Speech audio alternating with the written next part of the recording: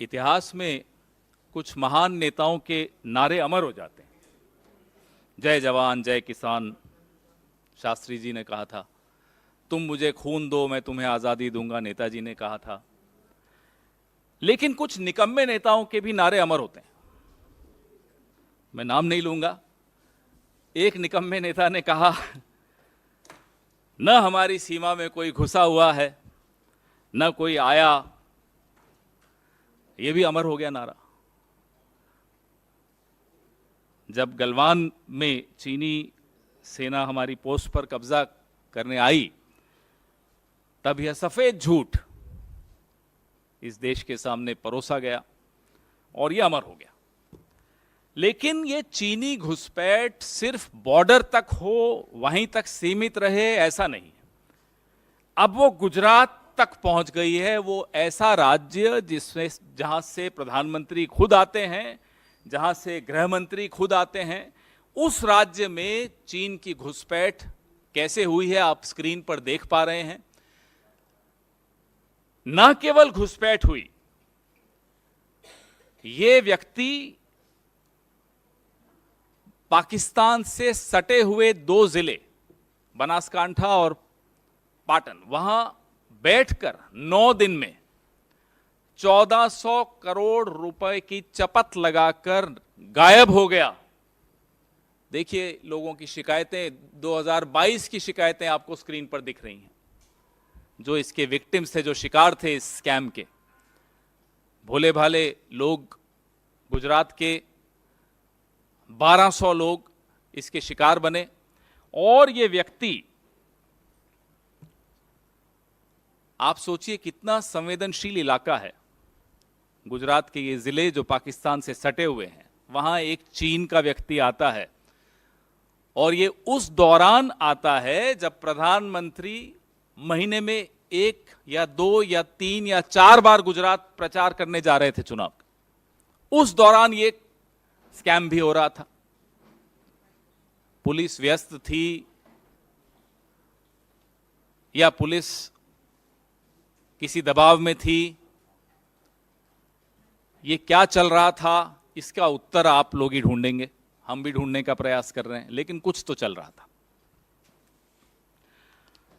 अक्सर सुनाई देता है कि भाई एक चौकीदार है, वो चौकीदारी कर रहा है देश की, उसके दोस्त कुछ हैं, उनमें से गुजरात के भी, कुछ बाहर के भी, सहयोगियों के साथ मिलकर देश का पैसा लेकर बाहर चले गए। तो सुना है देश के बाहर से एक व्यक्ति आता है, और माफ कीजिएगा दुश्मन देश का एक व्यक्ति आता है, हमारे देश के 1400 करोड़ रुपए लूट के चला जाता है। कुछ मीडिया रिपोर्ट्स कहती हैं कि कुल मिलाकर नुकसान 4600 करोड़ का है, क्योंकि और राज्यों में भी ये डेनी डेटा नाम की जो ऐप थी। और इस ऐप को प्रचारित कौन कर रहा है आप स्क्रीन पर देख रहे हैं। पुलिस बेचारी अपनी तरफ से तो नहीं प्रचारित कर रही होगी, उनको भी कहीं से निर्देश हुए होंगे।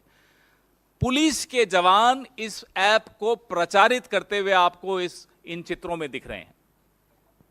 तो ये इशारा कहां से हुआ? पुलिस एक ऐप को, जो कि एक चीनी व्यक्ति द्वारा बनाई गई ऐप है, why is the police advertising an app made by a shady, dubious Chinese national? How could that Chinese national come to Gujarat and go to sensitive districts which are bordering with Pakistan and do this online app-based gambling and loot 1400 crores from 1200 people of Gujarat? Don't forget, it's the same state where the Home Minister comes from, where the Prime Minister comes from. And they keep talking about the Gujarat model. ऐसे राज्य में यह हुआ। चौकीदार साहब बोलते हैं, साहब हमने चीनी ऐप्स पे बैन लगा दिया और चीन की झालरों पर बैन लगा दिया। और यहां तो क्या हो रहा है, आपके सामने हो रहा है। तो ये संभव नहीं है कि जिस साहेब की इशारे के बगैर पत्ता नहीं हिलता इस देश का, उनके आंगन में चीनी घुसकर आया, 9 दिन रहा, 1200 लोगों को शिकार बनाया, 1400 करोड़ रुपए लूट के चला गया। या तो जो कहता है मैं चौकीदार हूं वो चौकीदारी ठीक नहीं कर रहा, या फिर और ज्यादा गंभीर मामला है। हम तो बहुत सवाल पूछ चुके हैं साहब, चीन से आपका रिश्ता क्या है, हम तो बार बार पूछते हैं। जब आज से 20-21 साल पहले आपको कहीं का वीजा नहीं मिलता था तो चीन आपका बड़ा स्वागत करता था और आप बार बार चले भी जाते थे। तो ये रिश्ता क्या है? इस रिश्ते के चलते भारत को ना केवल सीमाओं पर नुकसान हो रहा है, आपने तो बड़ी बड़ी ढींगे हाँकी थी, गुजरात के लोगों को भी और देश के पूरे देश के लोगों को भी मूर्ख बनाया था कि साहब ढोलेरा में चीन के सहयोग से गिफ्ट सिटी बन रही है, वहां स्मार्ट सिटी बन रही है। स्मार्ट सिटी कहां बनी? स्मार्ट सिटी बनी अरुणाचल में, हमारे बॉर्डर के भीतर आके चाइना स्मार्ट सिटी बना के चला गया। तो उस वक्त आपने चीन के नाम से मूर्ख बनाया, और तो और गुजरात के करिकुलम में चीन की भाषा तक लाए आप। क्या चीन का प्रेम है साहब आपके साथ? चलिए, आपका प्रेम आपको मुबारक हो, देश को नुकसान कैसे होगा? गुजरात के लोगों को इतना भारी नुकसान हुआ और ये मीडिया में नहीं आता तो 1 साल तो गुजर चुका था, हमें और आपको तो इसका कोई भान ही नहीं होता, कोई ज्ञान भी नहीं मिलता। तो ये सवाल बहुत गंभीर हैं कि चीन से आपके रिश्ते कितने गहरे हैं और इतने गहरे क्यों हैं कि उसकी कीमत देश की सीमाओं पर भी हमें अदा करनी पड़ती है, गुजरात में के भीतर भी हमें उसकी सीमा, उसकी कीमत अदा करनी पड़ रही है। किस स्तर तक आपके ये रिश्ते हैं? अब तो मुझे लगता है कि ये जो ऐप अनइंस्टॉल करने के जो आपके नारे थे, अब देश यह समझ चुका है कि अब ऐप अनइंस्टॉल करने से काम नहीं चलेगा, सिस्टम में एक वायरस है, अब उस वायरस को निकालना होगा। 2024 की इंतजार हो रही है कि उस वायरस को ही निकाल दें। अब ये ऐप से काम चलेगा नहीं, क्योंकि रिश्ता कुछ और ही है। यहाँ हमारे सवाल हैं, बड़े स्पष्ट सवाल हैं। आप प्रधानमंत्री जी, आपके राज्य में ये हुआ, गृह मंत्री जी आपके राज्य में ये हुआ, आपने सर्टिफिकेट देते रहे, क्लीन चिट देते रहे, ये कैसे संभव हुआ? जिम्मेदारी किसकी बनेगी? कैसे एक ऐप उसने यहां आकर बनाई, पुलिस के जवान उसको प्रमोट कर रहे हैं, उसका एडवर्टाइजमेंट कर रहे हैं, उसका विज्ञापन दे रहे हैं। कहां है ईओडब्ल्यू, कहां है ईडी, कहां है सीबीआई, कहां है एनआईए, कहां है डीआरआई?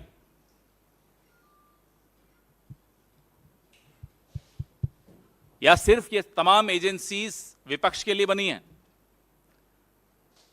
जहां देश का नुकसान हो रहा हो, देशवासियों का नुकसान हो रहा हो, वेयर आर दीज एजेंसीज?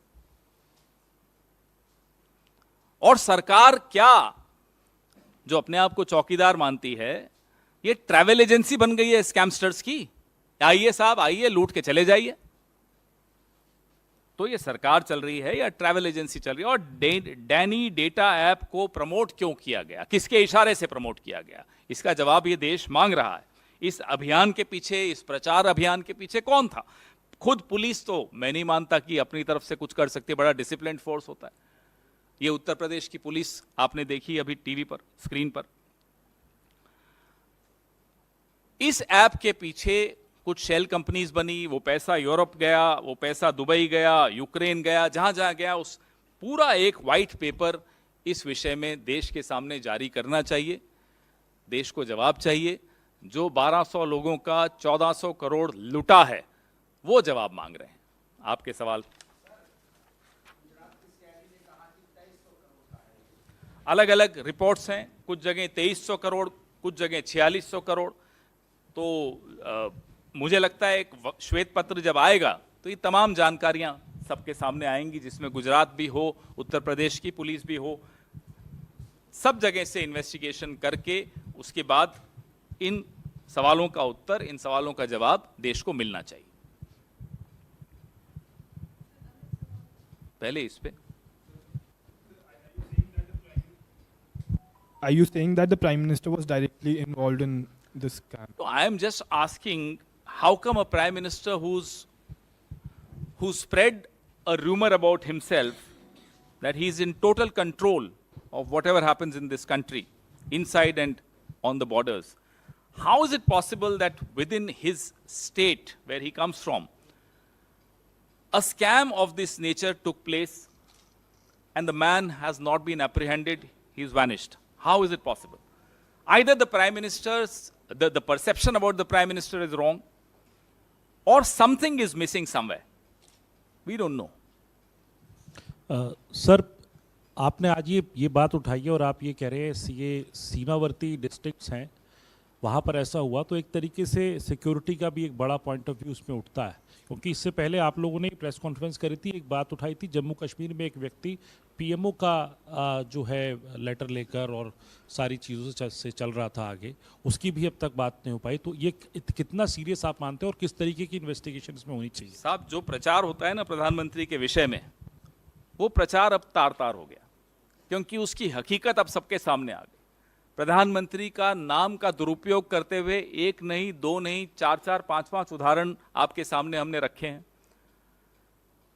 प्रधानमंत्री जहां से आते हैं उस इलाके से, वारनगर से, एक क्रिकेट का एक स्कैम मैंने खुद प्रेस वार्ता की, जहां एक 400 करोड़ रुपए का स्कैम हो गया।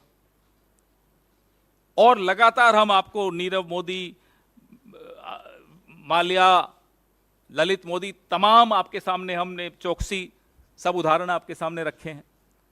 और अब तो ये हद हो गई कि गुजरात में घुसकर आता है चीन का एक नागरिक, पाटन और बनासकांठा में बैठकर, सीमावर्ती जिलों में बैठकर इतना बड़ा स्कैम करके चला जाता है। न वो गिरफ्तार होता है, न सरकार इस पर कोई उत्तर देती है। ये तो मीडिया का धन्यवाद है कि कुछ आया सामने, तो सबकी जानकारी में ये बात आई। तो प्रधानमंत्री के बारे में जो आप एक छवि बनाई गई है, वो छवि बिल्कुल झूठी छवि है। हकीकत यही है इस सरकार की और इस प्रधानमंत्री की, कि या तो इन्हें ज्ञान नहीं है क्या हो रहा है इनकी अपनी सरकार में, इनकी अपनी नाक के नीचे, और या ज्ञान है फिर भी हो रहा है। दोनों ही केसेस में सवाल बहुत गंभीर उठते हैं। या तो आप नाकाबिल हो, या आप जानते हुए भी आंखें और कान और मुंह बंद रखे हो। देश तो कीमत अदा कर रहा है।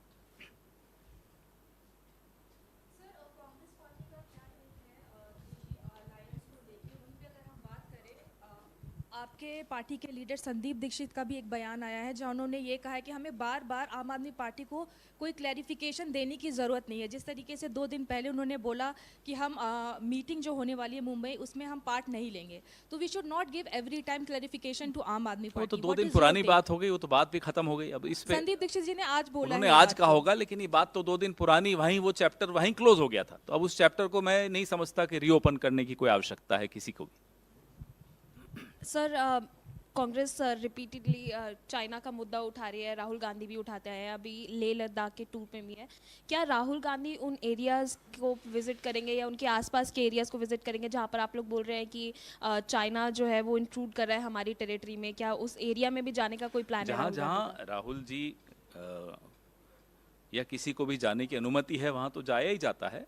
और उनका क्या कार्यक्रम है, किससे मिलेंगे, उन सब के बारे में विस्तृत जानकारी जब आपको देनी होगी ज़रूर देंगे हम लोग। लेकिन चीन एक गंभीर विषय है। चीन की जो बुरी नज़र है हमारी सीमाओं पर, उसका उत्तर हम देने में नाकामयाब रहे हैं as a country, as a government. इसमें किसी को कोई संशय नहीं है। बात की थी आपने लाल आंख दिखाने की, आपके अपने राज्य में घुसकर वो 1400 करोड़ का स्कैम करके निकल गए और आपको कुछ जानकारी नहीं थी, ये कैसे मान लें हम?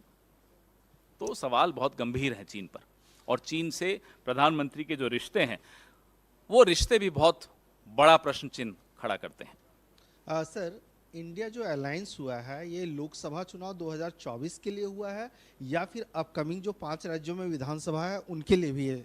और दूसरा सवाल है सर, कल एमपी और छत्तीसगढ़ की बीजेपी ने पहली लिस्ट जारी की है, ऐसा पहली बार हुआ है? पहले कांग्रेस अक्सर करती आ रही है, क्या कहेंगे इसको लेकर के?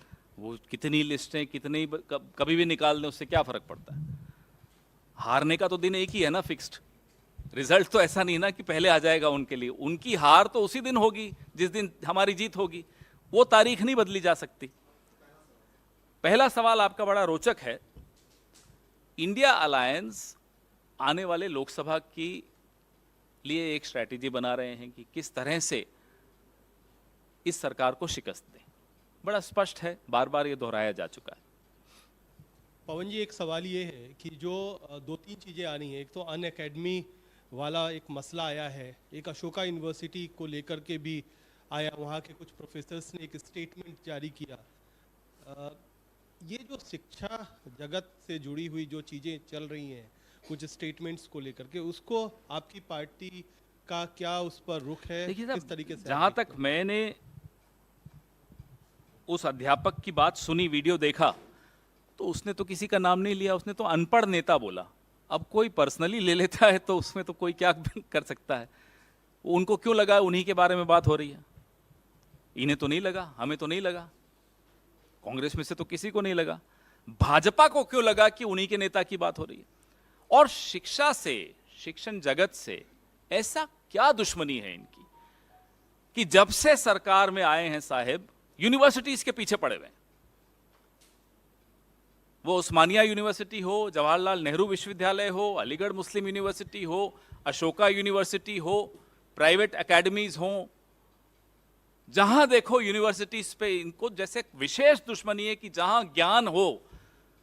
अब या तो साहब आप हर विश्वविद्यालय का नाम बदल के व्हाट्सएप विश्वविद्यालय रख लो, फिर देखो कैसे रिश्ता इनका ठीक होता है विश्वविद्यालय से। इनको लगता है ज्ञान का एकमात्र स्रोत है, there is only one source of knowledge and wisdom which is WhatsApp.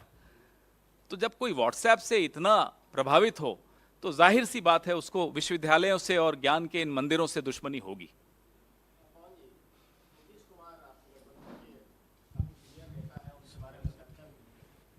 चर्चा भी है कि उनको कन्वेनर बनाया जा सकता है, लेकिन नीतीश कुमार दिल्ली आते हैं, अटल जी की समाधि पर जाते हैं, ना आपसे मिलते हैं ना केजरीवाल से मिलते हैं। सब ठीक ठाक है गठबंधन में? आप क्यों चाहते हैं कि हम भी अपनी राजनीति उतनी ही संकुचित कर दें, अपनी मानसिकता उतनी ही छोटी कर दें जो हमारे विरोधियों की है? कि साहब नेहरू जी से दुश्मनी लेके बैठे हुए हैं साहब, बताइए। तो आप चाहते हैं कि हम भी वैसे ही हो जाएं कि अगर कोई प्रधानमंत्री हमारी सरकार या हमारी पार्टी का नहीं हो तो हम उसको बिल्कुल इज्जत देना बंद कर दें, आदर देना बंद कर दें? आप माफ कीजिएगा, हम अपनी मानसिकता मोदी जी की वजह से तो नहीं बदलेंगे। हमारी मानसिकता भारतीय मानसिकता है, इंडियन मेंटालिटी है, वैसी ही रहेगी, कोई बदल नहीं सकता।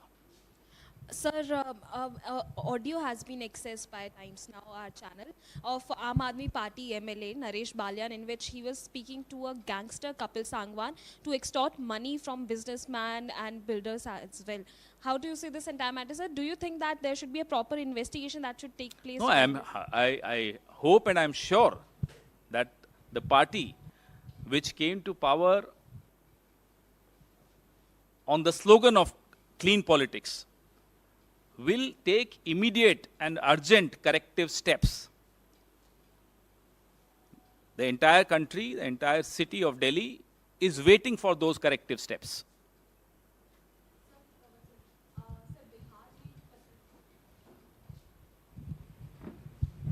सर, बिहार के अररिया में एक पत्रकार की गोली मारकर हत्या कर दी, और कल ही मुख्यमंत्री नीतीश कुमार का एक बयान आया था जिसमें उन्होंने कहा था कि अपराध कम हो रहा है। अब बीजेपी इस पर ये कह रही है कि जंगल राज को जनता राज बताया जा रहा है बिहार में, और लगातार इससे कुछ दिन पहले ही एक पुलिसकर्मी की भी हत्या की गई थी। लगातार जो बढ़ते हुए अपराध हैं, इस पर क्या कहना है सर? कांग्रेस पार्टी की तरफ से श्रद्धांजलि दैनिक जागरण के उस पत्रकार को जिसकी आज हत्या हुई अररिया में। सरकार सजग है, इसमें कोई शक की बात नहीं है।